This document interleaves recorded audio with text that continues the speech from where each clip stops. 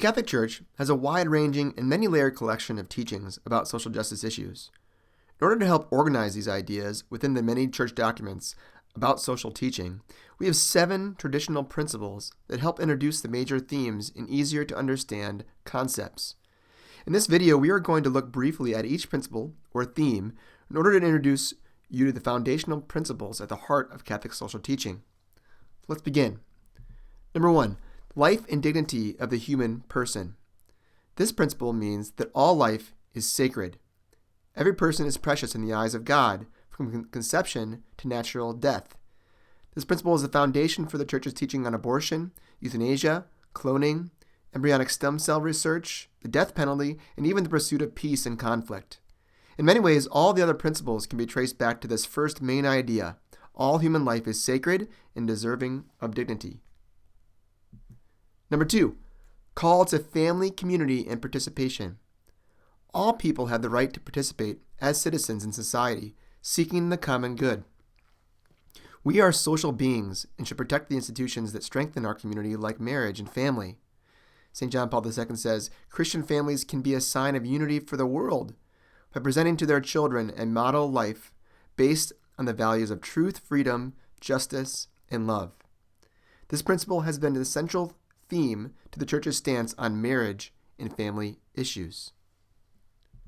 Number 3, rights and responsibilities. This principle challenges us to recognize our duty to protect the rights that all people have according to the human dignity given to them by God. The only way to protect the community and the rights and dignity of the human person is for each of us to take responsibility and duty to one another, family, and the society in which we live.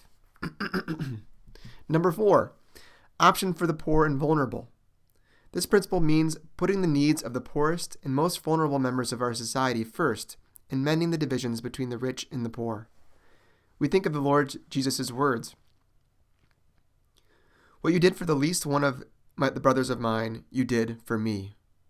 And, "The Spirit of the Lord is upon me, because he has anointed me to bring glad tidings to the poor." Number 5, the dignity of work and the rights of workers. Work is the way that we participate in God's creation. To protect the dignity of work, we must protect the basic rights of all people, to find jobs that pay a just wage, to organize and join unions, and to own private property.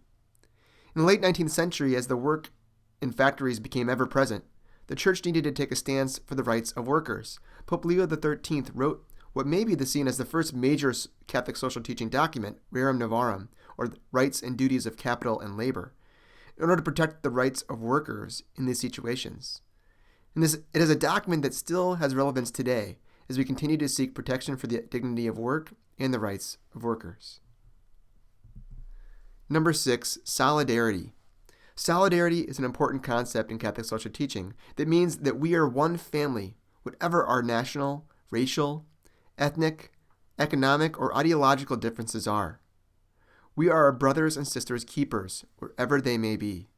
We practice solidarity by promoting peace and justice. Finally, number 7, care for God's creation. We are to show respect for the Creator by our stewardship of creation. Our faith and sense of morality must lead us to protect the environment and be considerate of future generations of those people living on this planet. These principles, which are a summary of the major concepts in Catholic social teaching, should only be a starting point. They should be the foundation on which we place our understanding of our role in society. They should inspire us to take responsibility to protect the rights and dignity of all people, especially those in most need. These principles outline the Church's response to God's call to take action in the world for others. We are to love one another as Christ loved us. We are to love our neighbors as ourselves.